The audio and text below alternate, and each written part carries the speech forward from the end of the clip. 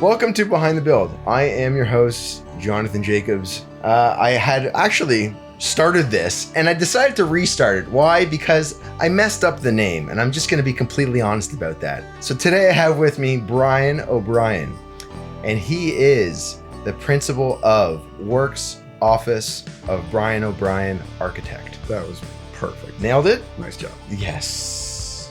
What you can't see is me holding up my fist in glory.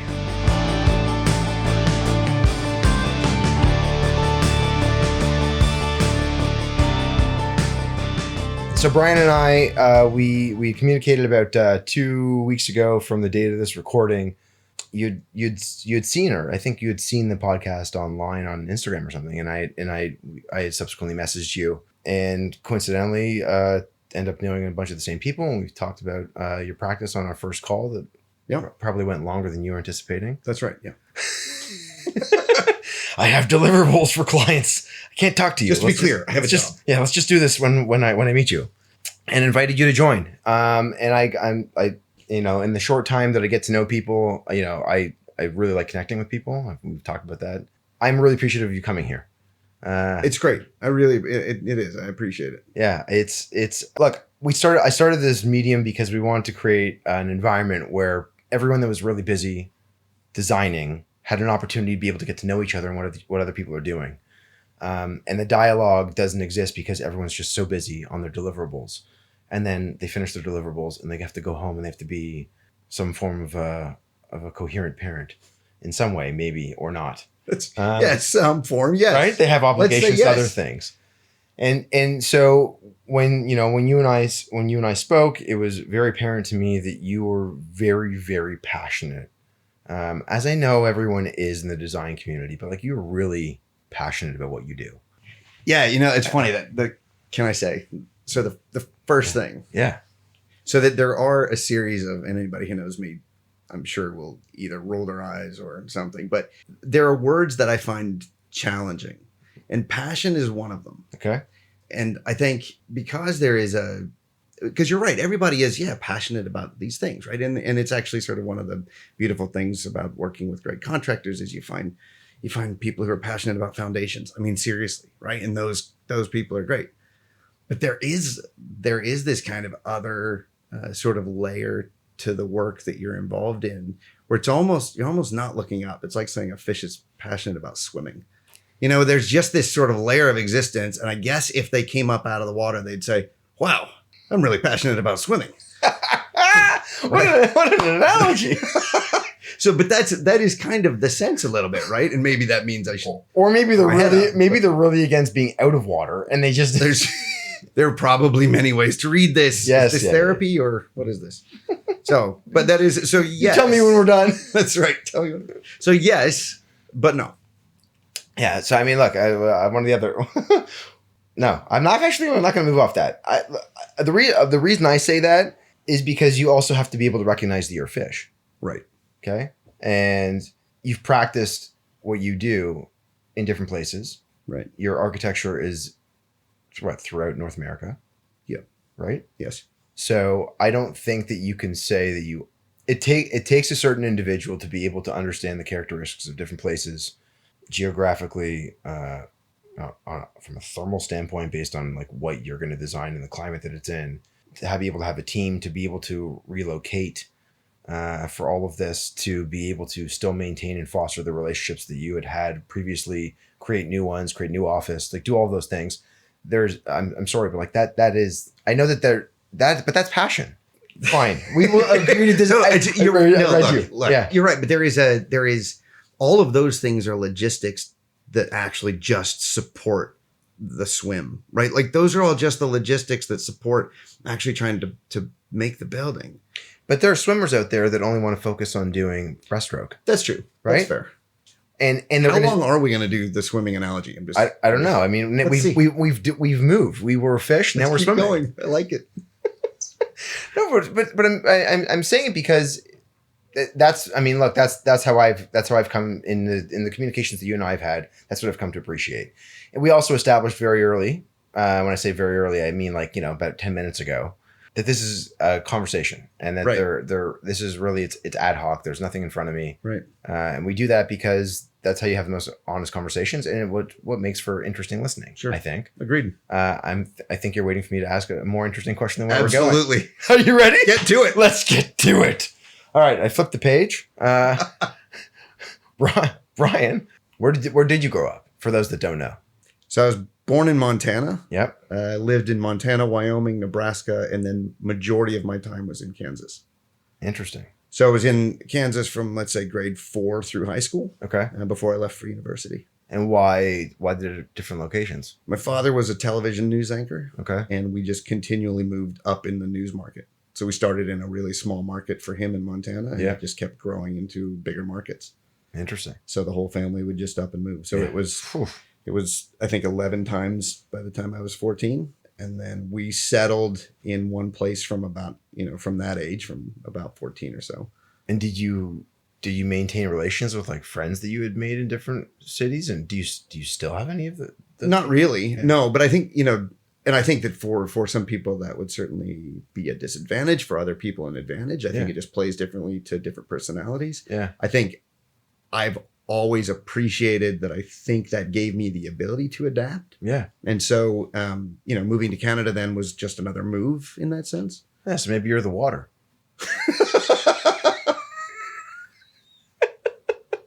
All right. So I guess it is going to keep going. I was shooting for plankton. Well, I mean, you flow. Yeah, there is right? There is a reasonable amount of flow. Yes, Jonathan. All right, I'll stop.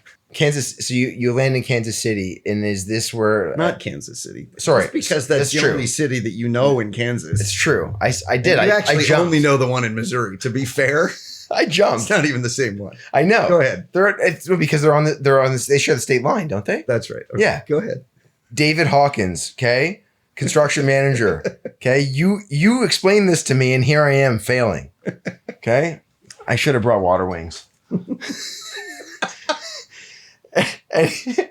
Okay. All right. So what led you in the midst of all of this moving? Like, were you drawing when you were young? What did it look like? Yeah, I think most kids I think are drawing, or a lot of kids are drawing when they're young. At least in our generation, when that was your option. And so there was a lot of that. When I was in grade 4, a buddy of mine at the time, we both decided that what we were drawing most was houses, buildings. And so we both at the same time said, I think that's it. I think that we're going to be architects. He now, by the way, is a fantastic architect in St. Louis. His name is Tony Patterson. Okay. And he's wonderful. He and I reconnected in the pandemic sometime. That's so cool. And it was just great. It was really great. So do either of you have any of the original images that you drew? Sure. Yeah. I mean, I have a folder of all of drawings from when we were together in grade 4. And so we only knew each other really for 6 or 8 months, right. Something like that. And then we moved again. Yeah. And then he also moved at that time. So it was just that. I mean, it was really it was more of, I think, a realization that the things that I was most interested in drawing were buildings. Mm-hmm. And then what type of building were you drawing? Well, it's mainly houses, right? And there's a familiarity, like everybody knows about architecture, right? I mean, but everybody knows about buildings, and it's sort of one of the most fundamentally beautiful and difficult things about being an architect is that everyone knows it, right? And so that then plays into how much they know, think they know, want to know, all these kind of layers. And then how that then informs the conversation and the engagement with the clients. Also, there's a dramatic component to that that's really quite incredible. But I think there was a book report we had to do in grade 6, and there was a book I really liked. It was by Frank Ching. Do you remember those old Frank Ching architectural graphic books? Francis Ching. But it was a book called Architecture, Form, Space, and Order, and it was just about that, right? It was just about how forms generated radial plans, linear plans, things like that. And so that was the book report that I gave. And my teacher after the fact said, an architect I really like is Frank Lloyd Wright. And you're in the Midwest in the States. And he is the architect in the Midwest of the States. And so that really, I had a very kind of, do you know the architect Bruce Goff? Yes. I had a very brusque off sort of reaction to Wright's initial work, my initial viewing of his work, which was sort of sadness of feeling like it was done. And I think, but then I found Goff and realized like he figured out a way that Wright had never even thought about. And so there were these sort of layers of architects that I started getting really fascinated by. Fay Jones was another one who just... I don't know Fay Jones. Unbelievable. Okay. Just outstanding, incredible architect. So there were these sort of series of architects, and then eventually Bart Prince and Herb Green and some of these other sort of organicists, so-called organicists. Bart Prince is still practicing in Albuquerque and would probably hate that term more than anything. So that was the early forming. It was all these sort of, these lookings at all of these architects and what they were doing and how they were seeing buildings and how they were seeing inhabiting space and habitation and just the way light moved through the building and the way light reflected off the building and how space penetrated the exterior of the building. I mean, there were all these like just incredible things that they were seeing and developing. So did you feel like when you were on class trips, like you were analyzing the way a building would look when you were on a class trip? Like were you? I don't know. I don't know if it's that like analyze is such a strong word for like that. I mean, you're looking at I think that critique. I love buildings. Yeah. Like I love buildings. Not all of them. There are a lot of them that are horrible. I really love beautiful buildings, and I really enjoy like almost every building. You can find something. We're like, there's some little moment, there's some little condition, there's some little detail, something that contributes to kind of your overall perspective on how buildings function. And so, class trips, whatever, sure, like, but it's more of just, you're always just looking at buildings. I mean, we spend 90% of our times inside buildings. And so you're always looking at them and thinking about them. Just a matter of how much you think about them. Yeah. Right. And so from some people, it's maybe a little bit more than others. Yeah. Those that are passionate. Sure. We can do that. So okay, so you get to high school, and do you start to, and in high school, are you starting to take any of the courses that you would envision are going to land you on a path to studying in undergrad or anything? Or what does it look like? I don't know that it was so much whether those were part of the path as much as it was those were the opportunities that were there. I went to a really great high school in Kansas. Okay. And there was a really wonderful engineer who taught like the drafting course and electronics and all of those bits, right?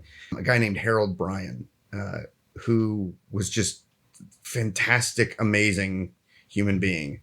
And I would take his drafting courses, but it was just to take his drafting courses. It was definitely the first time I ever taped a piece of paper to the drafting table, which is not how I was drafting at home up until that moment, because I didn't realize that that's how you do it, is you tape it down. So that was a new thing for me. It was great. So, but there was a lot of that sort of early on. But then I started working for an architect in Topeka, which is the town in Kansas I'm from, when I was in grade 9. So that was a fantastic start. Mm-hmm. And then did you carry it forward? Was it what you studied in undergrad? It is when I went to school, you didn't have to go to a master's. Okay. My staff has a higher education level than I do generally. And again, education. You can have a formal education, and you can have. There are other layers to it, sure. Yeah. So I went to New Jersey School of Architecture and NJIT in Newark, but it was a 5-year professional program. A 5-year program, right? Yeah, that's in itself. That's a lot of undergrad. It was great. Yeah, you liked it. Oh, it was fantastic. Okay, it was really good. And then you got your. Was there a co-op as a part of this or not? No, it was just whatever job you pulled in on the side, and so I would work in the city. In New York City in the summers, and then occasionally after school or something, but I generally didn't have a lot of time for that. And were you able to acquire any of your own projects at this stage, like small little stuff, where like you could design something small or basic for a friend or a family? Yeah, like in university. Yeah, I mean there were some bits and pieces of that. I think that when I left my last year of high school before I went to university, I did my parents' deck. Like I designed their deck, right? And it was cedar and corrugated galvanized steel. But the corrugated steel, so I'm really enjoying using more corrugated steel because now it feels like a 30-year-old callback is what it feels like. But it's Bart Prince had done a house for Christopher Meade in Mexico using corrugated galvanized steel. And I thought, that is just a phenomenal dumb material. This is great. And so I thought, let's do a deck out of that. So we did that. That was fun. And your parents said yes. Yeah, well, yeah, whatever. Sure. They're pretty loose. Like, they're pretty great. Like, they're pretty fantastic. Okay. So that was that you do the 5 years there, and you go find work in New York. And what does that look like at the beginning for you? Are you dropping resumes all over the place, or did you end up landing something pretty quickly? When I graduated, I basically applied to work. If I remember this right, I applied to work for one of my most recent professors. Okay. Who was really, wonderful. I had a great time in class. Like, I thought he was a great studio prof. Yeah. And so I went to work for him for not very long. I think maybe I was there a year or something like that. And then his office, we merged with another practice and sort of became a little bigger. I then took a job for an architect who was doing very classical work. And so most people who knew me were telling me not to take the job, right? Because it was outside of my world of where I wanted to practice and how I wanted to view architecture. Right. And so what was leading you? What did you feel, or I should say, what was pulling you? Because I was young and I was 24, and it was and I was the chance to run a job. And so to me at that point, I was more interested in the idea that I could actually potentially run a job and learn, and see all the parts of it and really understand how this worked as an architect. So, what we did from that became secondary to me. So the education out of that alone was remarkable. Which goes back to what I was saying before. Like, the master's degree is great. Like, you spend more time in school, but you go out and get the foundation of that working at an established practice. And different types of education, right? Yeah.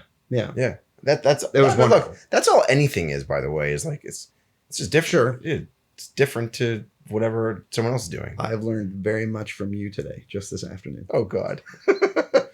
I'm so sorry. Do you want to stop it here? I'm good. I'm comfortable if you are. Oh, I'm loving it. Look, I don't, as much as I do like to joke around a little bit. I mean, there's depth to what you just said too. And that is, at 24 years old, to be able to acknowledge the fact that, you're going to go ahead and learn something, and you can push to the wayside your ego, right? Which is trying to drive you in a direction of, like, the architecture itself versus the professional growth and development. Well, you make that really sound good. That's how but it is, but like, yeah, but in fairness, I think it was, it was certainly more ego driven than that. Like, it was, I'd love to say I put the ego on the side. That's really nice of you.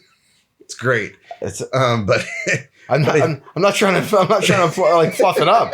That's how I read that. But I think there also, there was the perspective of, I had wanted to open a practice since I was young. And so this was a step to that. Right. You get to learn. So you're looking at it and you're looking at, like, what you can get out of it. Right. And so sure. But I think there was definitely an interest in just sort of the kind of self-understanding and how I developed within the framework of working within an office, whatever they were building. Sorry, go ahead. No, please. I was going to say, but look, there are a lot of people that would not want to take it, to your point, when everyone's telling them that they shouldn't go take that job because it doesn't align with the same type of architecture you want to output. Sure. Right? There are a lot of people that would not take the job. That's true. That's true. You're totally right. But in reality, almost no office would really align with maybe where you're going. If your interest is to open a practice, then you're already, I think, on a path where you're trying to figure out what you're trying to make or how you're trying to see architecture in the first place. Right. So seeing it through any other lens, anybody else's lens, any other architect, there's always going to be a somewhat of a slight piece of a cloud that just kind of hovers over that a little bit, and you don't quite see it the same way. And once you, I think, go to the point where you open the practice, it does get a lot cloudier really quickly.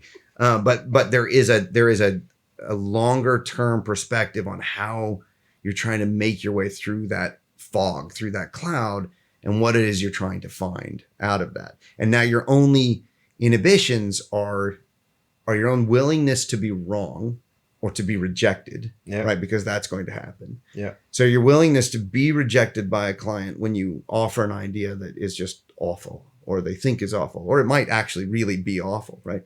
Because you're just trying to find something. Right. Right. And it takes a certain, like, you have to get a number of things, I think, built till you can get to the point where you have enough to kind of hold on to and say, no, really, I think I kind of know what I'm doing. But you have to get to the point where, you know, enough people are risking their money, their trust in you to get to that part of your life where you can actually sort of understand what it is that you're trying to find. Right. Okay. So I don't want to actually get off the topic of what it was like working there, because to me, I find it interesting that you'd go and you do something that you weren't so entirely passionate about from a design standpoint. Do you think that there are, or can you recall, or are there still any intrinsic details that you learned at that stage of your life that you're carrying with you right now that you're not? Sure. Yeah. I mean, yeah, So for what, sure. what are a few? Because to me, this is why I say to you before, by the way, and I know that I made the joke a few times, but this is why I say that when we first had a conversation that I deemed you as a passionate person. And I know that I've made the joke multiple times. And I know, you take. Yeah. But It's okay. But look, it takes a certain individual to be able to understand the direction they want to go. And I think a lot of people, when they're teenagers, when they're 20 somethings, 30 somethings, 40 somethings, they're still trying to find a direction in some way. Sure. You took a job at 24 with a direction in mind. Yeah. Okay. So all that said, Well, what were some, sorry. you know, no, I think part of it was the contractor who was building that building. Yeah. And it was a townhouse, right? So we were gutting the townhouse, adding a floor to it. It was 10 or 13,000 square feet, something like that. I can't remember. But the contractor was doing it had phenomenal trades, right? And so just my interaction with trades at that age was really fantastic, right? Because the stonemasons were incredible. The millworker was unbelievable. The painters were good. The plasterers were good. The flooring install, everybody was really good. And so for me, it was, you know, maybe it wasn't a particular detail or anything that came out of the office as much as it was an understanding and appreciation for the people who were actually putting the thing together. Right. Yeah. I mean, learning how to interact with people. Excellent. Because amazing. Yeah. If you're not in a position at a young age where you get that, you get thrown to that position a little bit later, and it's harder. Absolutely. And fortunately, they were such a good contractor that it didn't matter how inexperienced I was. Right. It wasn't going to screw it up. Right. Not badly enough. It screwed it up a little. I didn't understand a couple things, but we recovered. Oh, really? Thank you to SMI Construction Management. Okay. So, and how long were you there? I was there for the duration of that job, which was 2 years. Okay. And then when that building was done, I left. And what did you do? I went to a couple of small practices, just sort of trying to feel out how I was going to open one, because I had graduated, but I didn't have a license yet. Yep. So just trying to figure out how that might work. And then sort of in the midst of that, Carl, who was and is one of my greatest friends, he and I opened an office. It was just a business. Neither of us were licensed yet. And so at the time it was just a business. So that was in 2001. 2001, we opened that business. It was really so that we could just have a bank account and try to start getting small jobs. So we did some little things. So we had an apartment that we did in New York City, and we do a couple of things to try to put some money away, try some competitions, a few different things. So that was a great kind of like little bits and pieces start. He and I were working in different offices, and then we would sort of come together in the weekends or the evenings and try to figure out what we were doing. I'm nodding and like I'm grinning right now, thinking about like how like it's almost like a guerrilla style of starting out a practice, right? Sure, it's the standard moonlighting that, you know, you're not supposed to do, right? But most people that are moonlighting are licensed, right? And they're right. I guess I don't actually know. I don't have a lot of experience. Well, so from those that I've spoken to, they're generally licensed right before they're doing it. And I keep saying go back to what I was saying before. Like this means that you really did know what you wanted to do. Sure, but that part was not the question. It was just how it was going to happen. Yeah.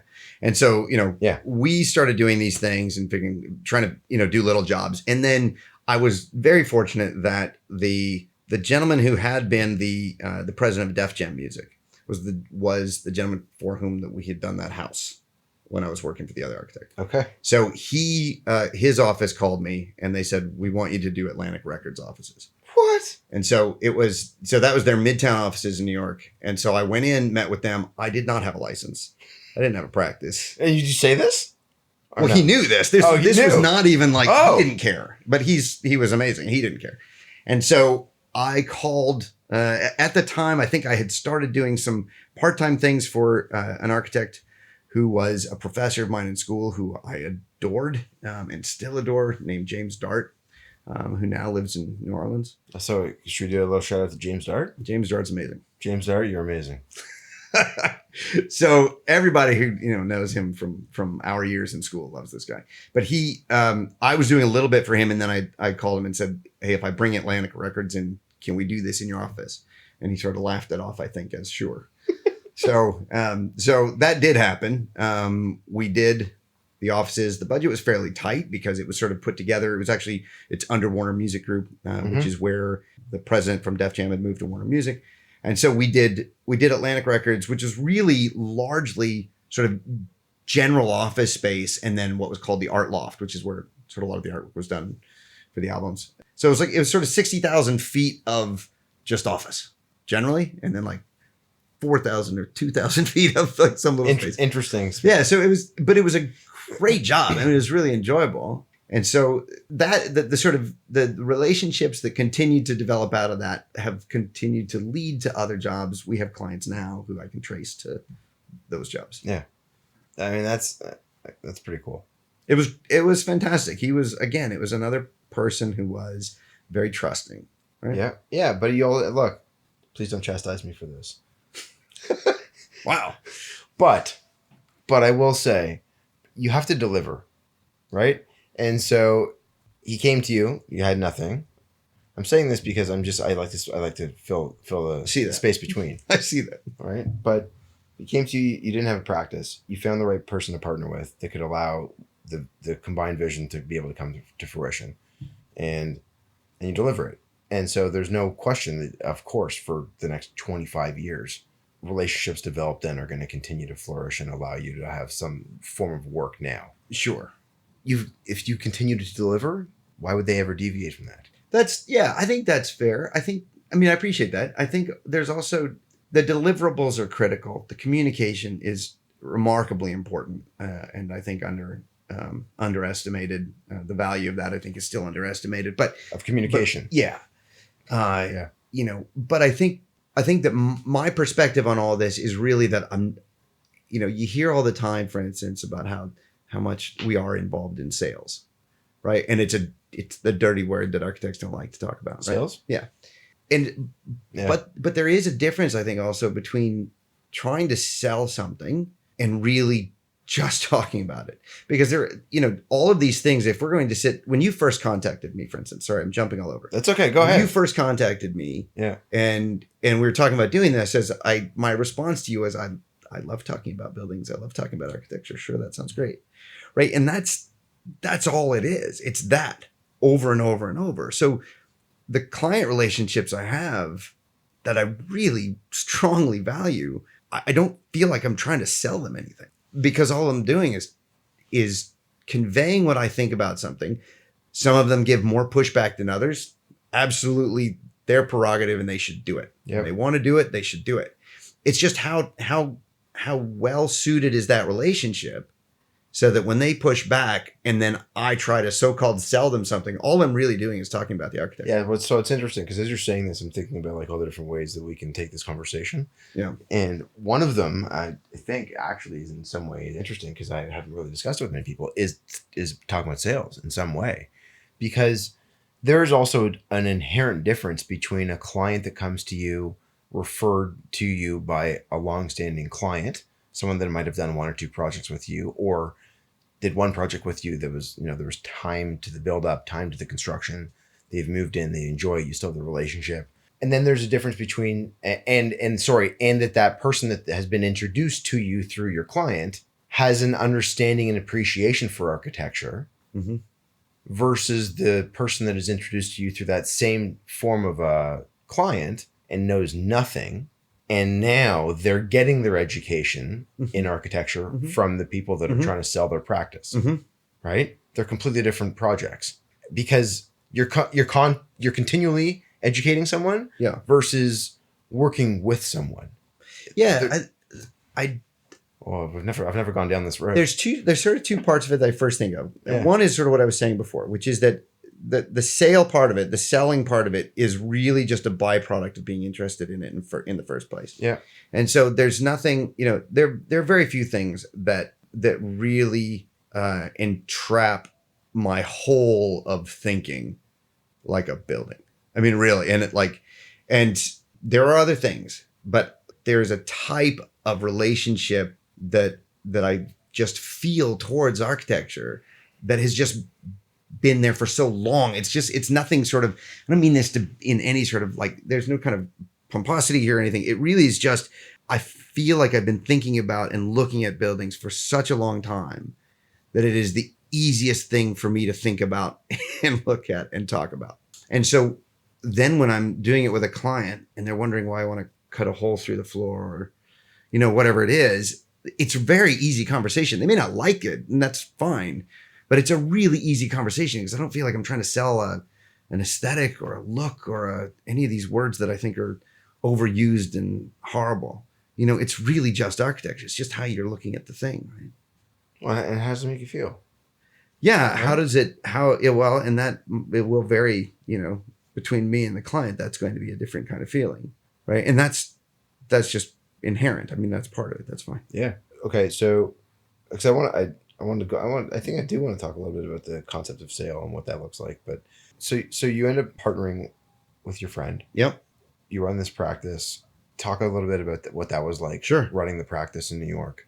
So I was licensed in 2005. Yeah. In New York State. Yeah. We really opened the practice, I think sort of 2006, 2007 was kind of that line. And we opened it with one very small job. I don't know how we thought that would work. On paper, definitely did not work. There's not a chance. And so financial advisors like, this is a bad idea. Financial advisor. That's hilarious. Yeah, exactly. Exactly. So I think we ended, we did that for about a year. And after a year, we were relatively, deeply in debt, I think, at that point. And then we climbed our way out. The next few years brought enough work where, just for the two of us, we could climb out in the next year to 2 years, really. And then we hired a couple of people here and there. We were in an incredibly small office in Union Square. I think the room was 10 by 13 with a north skylight, sort of a mansard roof, really. It was beautiful. It was amazing. And we practiced there for a few years. And then I moved. And so my wife and my two kids, who were both born in New York City, the four of us picked up and left New York and came to Toronto. Why? I think it was a long time coming in a way. My wife is from Ottawa. And so I think that was part of the conversation for us for a very long time. And when you do it, it's a difficult thing. Leaving New York, I find to be really hard, and everybody does it for very different reasons. And I think New York City is very heroin-like. You are really addicted, and until you're ready to say no, right, you're there. And so I think, at least for me, for how I functioned. And so we finally, I think, I just said right. Like I understand what it's like to be a heroin addict. Yeah. Yeah, I kicked that last week. That's right. Oh my God. Where is this conversation gone? I don't know. Somehow we're going to sell heroin. I think that's what happened. So, there is this real sort of heavy weight to that city. And I enjoyed it, but it was very difficult. And it got to a point where it was really difficult for a family. Mm-hmm. And so, we had some friends up here through my wife and some family in that. And so we made the move. What you actually, I feel like what you kind of skipped over was the fact that you'd started the business also with a young family. Right. I've skipped over a lot of things, just to be clear. Yeah, no. I mean, very true. Yep. Yeah. We didn't talk about your favorite color yet. No, but you started the practice, and you told me at lunch, you had a yes. newborn. Yes. That was maybe not the smartest move. It worked. But again, it was maybe not the most dependable move that I could have made. And I said it to you at lunch, and I'm going to say it again now for anyone that's listening. It could be anyone that's listening. You are not the first person that I have spoken to that has started an architecture practice with a newborn. There have been so many people that I have spoken to and that I probably have not yet spoken to that did the exact same thing. Jumping in, Yeah. full on. It was just, it was not, there was nothing planned about any of the when the business was going to start. Yeah. It was really, it really had crept up after Atlantic was done. We got a couple more jobs out of that, that were residential jobs, strangely enough. And then it, I got my license in 2005, and then it was really a decision of, okay, now this is what I've been trying to get to this point to do this. So let's do this. And Carl and I both we jumped at slightly different times, but essentially we both jumped, and started practicing. And it was, that's difficult. I mean, I talk with other architects, and everybody has their own sort of that start moment of just whether that's going to work or not is a real gamble. And I'm not really sure, it just is. So you just accept that. And then I think you roll into it pretty hard and you lean really hard. And so we leaned hard. Mm-hmm. So you come to Toronto.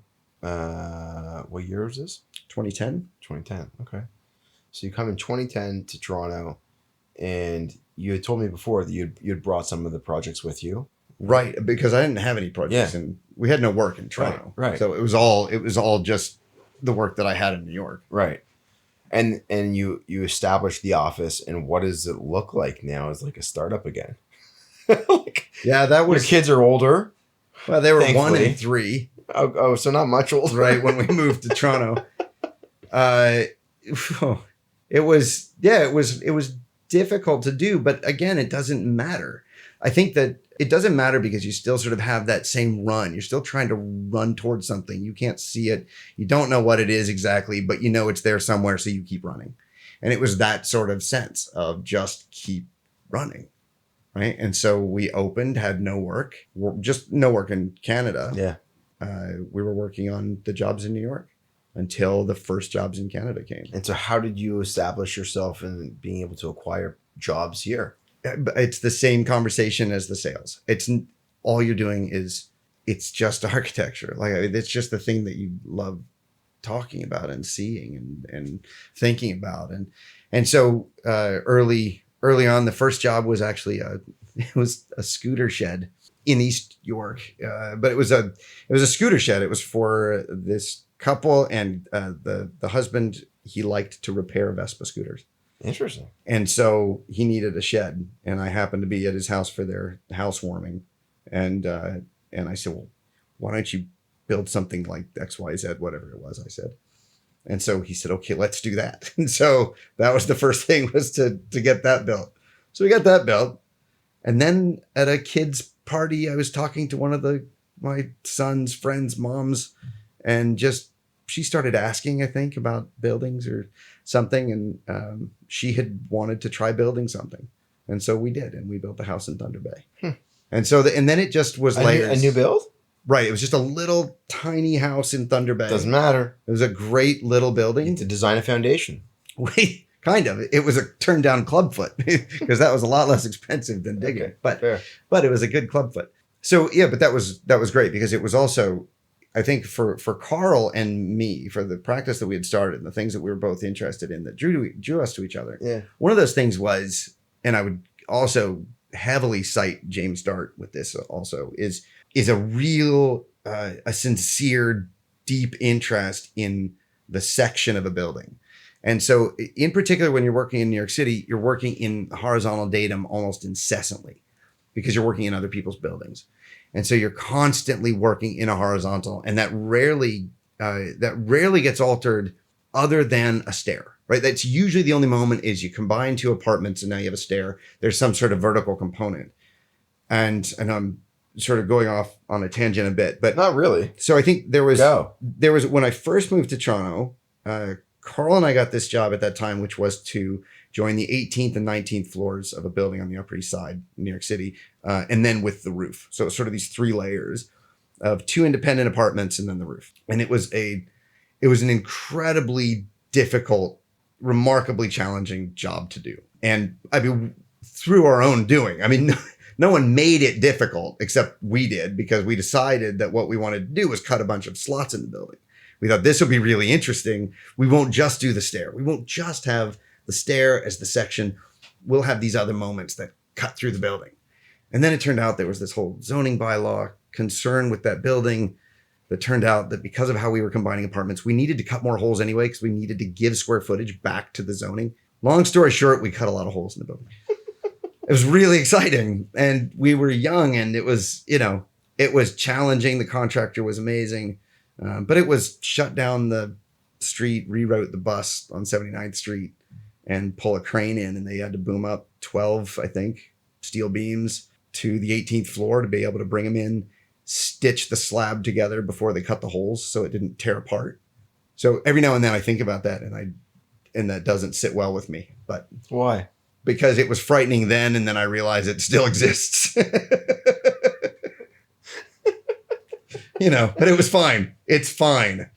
It's all going to be okay. We were at least smart enough to hire the original building engineer to design the slab cuts with us. So I had full confidence in the slab cuts.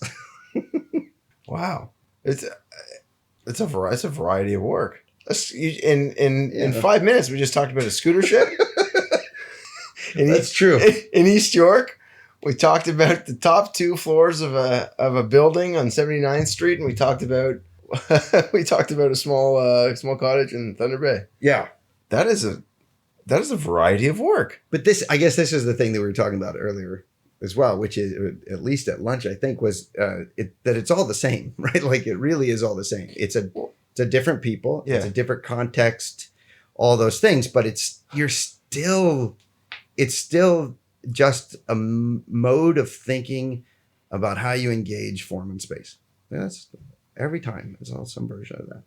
Yeah, I mean, look, also the description that you provide about working horizontally versus working vertically is something that, I know that everyone that is designing thinks about, but the limitations of what you describe of working generally in New York as that being a challenge, to be able to have that open up in many ways when you come here.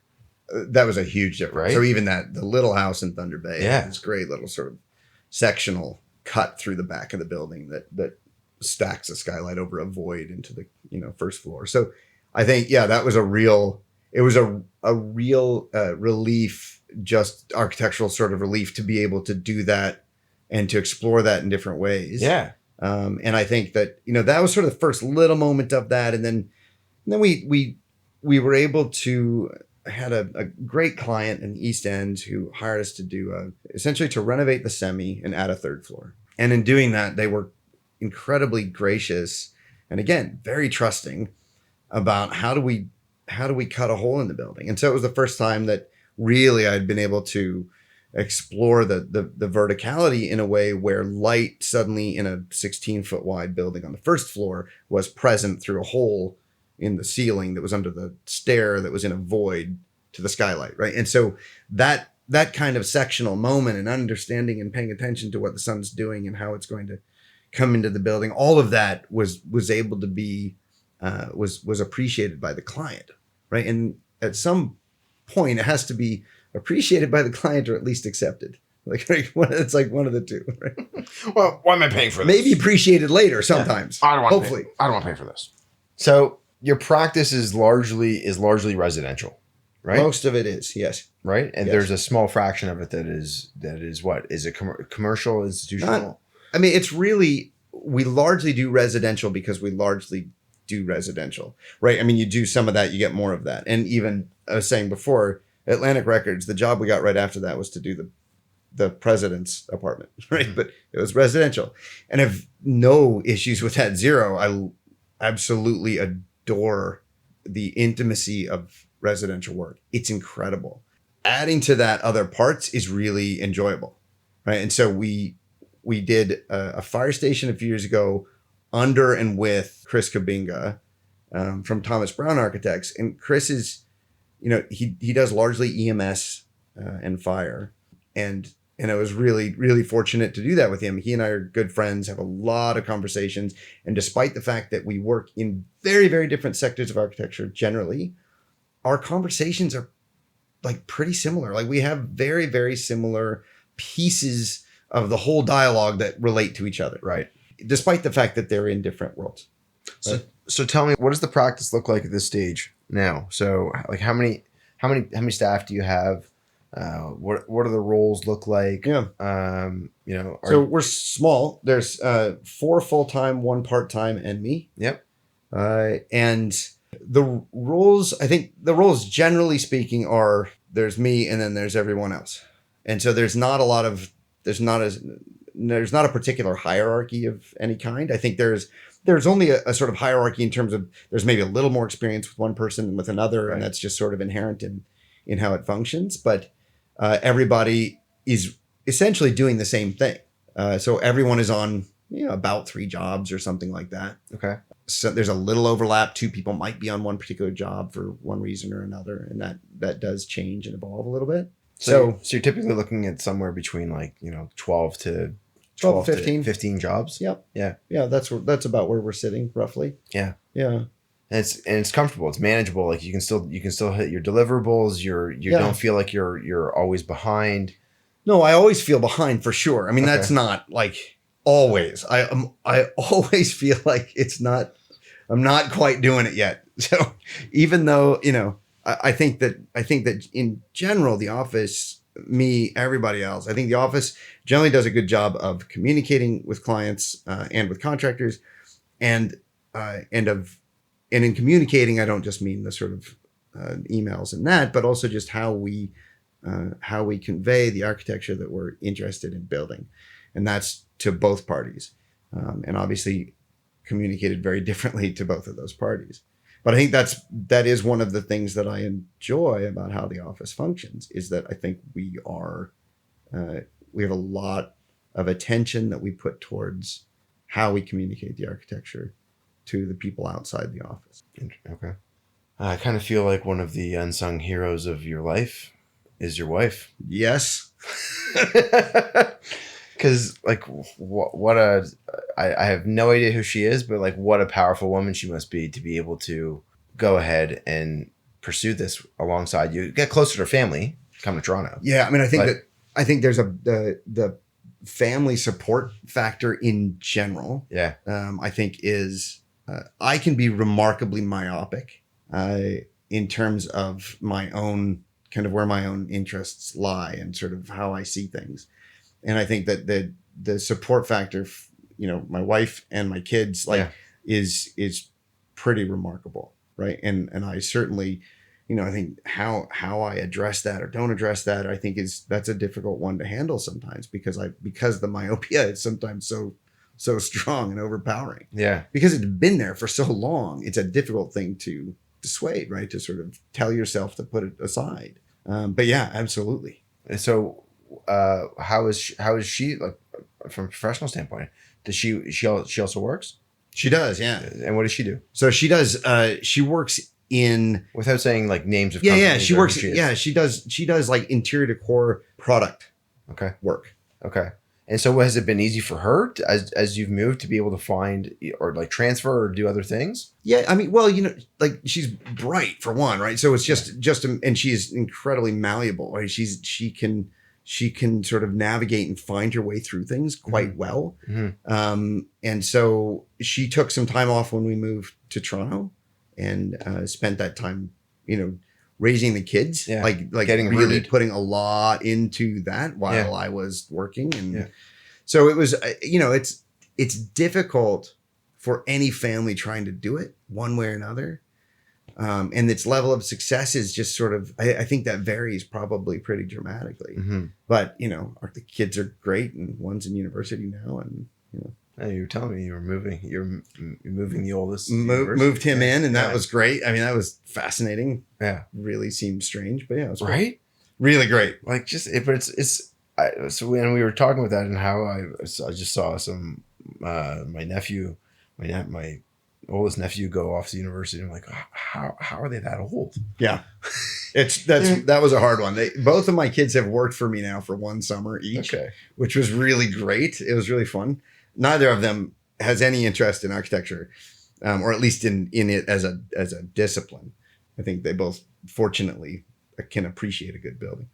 Yeah, I just like, in the stream of that dialogue, I was just reached out to a client yesterday that I had spoken to that I used to teach tennis, and I reached out to her. I was asking, how are the boys? I'm like, oh, they must be what, like mid-20s? Right. She's like, yeah, well, so and so is now a doctor, Right. Yeah, and right. the other one's in like trading. I'm like, what? Yeah. How are you that? She's like, I still feel like I'm 27. I'm like, Yeah, that is sort of the feeling, right? It's just you feel like you're not changing that much, but you watch the kids change so fast. Well, I think in any of these, like I only know the discipline I'm in, right? Yeah. And so everybody I think has their own perspective of what their discipline does or means, or its impact on the world, or whatever those things are, or how much it requires.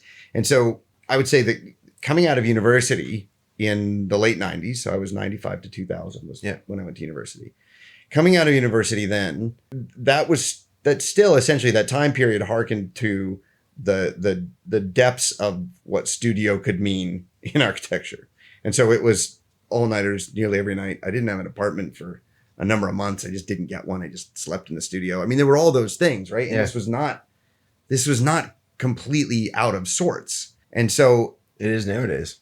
Yeah, it is now, right? And but that, how you develop out of that into a practice, it took me a long time to not work weekends, to not work nights, it took me some real time to do that. I'm not especially geared very well towards that, but did make that transition for the most part. I mean, I'm gonna say a few things. One is, anyone listening right now, I would highly recommend doing this. Go look up Brian's work online. It's really beautiful. I'm not just saying it. I'm trying to use an appropriate word here to describe it. So I'll go with beautiful, because beautiful is such a nice word. It's a nice word. But honestly, go and look up his work online. If you're not finding his website, which would be difficult and challenging, you can also go onto the Behind the Build podcast to find it. We're going to feature some of it during this week. I want to ask you, Brian, because again, I'm like a comedian. I like to go full circle on this. Given your passion and your ability to swim upstream, as a yes, keep going. Some of the people that you have found highly influential in your life, whether you see them as a direct mentor or their architecture really, really like set the bar for you and what you want to try to achieve for yourself. Mm-hmm. Who are some of those people? I need to rephrase the question. I know it's not my question. Happily answer it as you wish. So it's I don't have a target, and I think that's kind of the most critical thing to me is I don't have anything I'm aiming for. That's interesting. So it's not okay. So any of the buildings that we're trying to build, it really is constantly trying to find something that I haven't found before. Okay. And it's all it is, and it's not an especially creative process. It's really just a sort of search and, uncover things kind of process. I think that there are architects who I just find riveting in terms of how they conceptualized space and how they landed where they landed. Mm-hmm. And some of them are the old ones that we all know, whether it's, Paul Rudolph or Lou Kahn or somebody, or Korb or Wright, or like there are all these sort of older architects that we all kind of know. But and they're sort of the stereotypical amazing architects, but there's a reason. Like, it is really incredible to stand in one of those buildings. All the early buildings that I went to when I was a kid, my mom would take me, or my dad would take me went to see Wright House in Springfield. They sent me to Chicago. They sent me to Arizona to see Taliesin. Like I would just get on a plane and land and go to some distant relative, stay there, and they would go dump me at these like houses, and they'd go home and pick me up. This happened a couple times. I'm parched. I haven't had water. I saw the house. I tell you though, it was really phenomenal because they weren't photographs of buildings, right? I mean, it was really going to these buildings. And then I think my first summer of university, I went back to Kansas for Christmas, and then I got in my truck and I drove to Oklahoma to see a bunch of Bruce Goff buildings and Frank Lloyd Wright's Price Tower and things. And it's remarkable to go to buildings. Mm-hmm. Like, it really is a phenomenal thing. So it's those people in terms of how they consistently found something else, It's all that. It's, you know, Wright's changes over time in terms of what he was looking at in how he developed architecture. You know, remarkable changes over time. Yeah, you know, I've really been like looking at the work of Jean Nouvel. Sure. And like the variety of work that guy puts out. Yep. I mean, this is why architects don't retire. Yeah. It's because you still haven't figured it out yet. Yeah, like what Frank Gehry's doing down on King Street. Absolutely. But it's the same. I mean, when did he really sort of gain notoriety? When he was about 55 or something? I can't remember. Something like that, right? This is why they say architecture starts at 50. I'm about to get started. I'm really excited. I'm really looking forward to this. Look, I'm gonna bring water wings so that I can at least be there for it. Appreciate continuing with this. This is like the most drawn out joke I think I've ever had in my life. Can you tell I'm a dad? That's why I'm still sitting here. Oh my God. Oh, I'm so tired of myself. I say it to everyone. I appreciate you coming on here. I appreciate you taking the time. I appreciate you talking about it all. Appreciate you dealing with me. Pleasure. But honestly, it's really cool to hear the story of how you have grown into what you're doing and how you're literally about to start your career. I'm really excited. So if anybody's interested in an architect, I'm going to start building some buildings. And he's not into sales. He's into just like let's talk. Let's talk about some solutions for what your problem is. I still have to charge. No, but seriously, thanks for coming by. Thank you. And thanks for breaking bread with me. Appreciate it in some way. And I look forward to continuing our conversations. Same. On a go forward basis. Appreciate it. Thank you very much.